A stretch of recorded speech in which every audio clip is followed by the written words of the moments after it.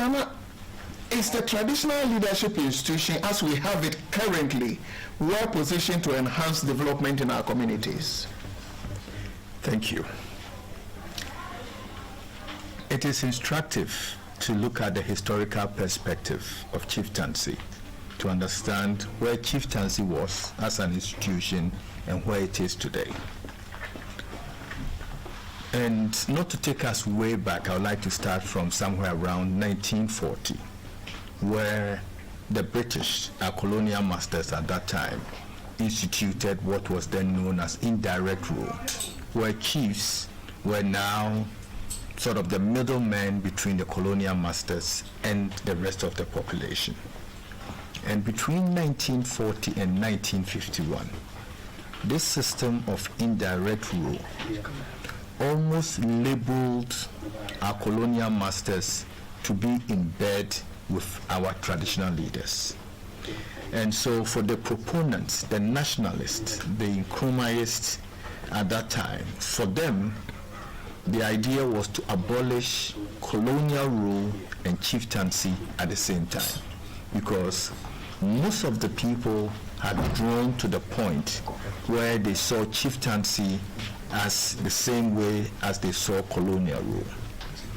And subsequent legislation throughout the period of our First Republic to this day has ensured that in a very gradual and systematic way, our chieftaincy institution as it is today has lost everything that it was prior to 1951. So it is interesting sometimes where, in terms of our citizenry, expect so much from our traditional leaders or our chiefs, only to realize that in terms of the legislation, the Chieftaincy Act or the Constitution literally has removed practically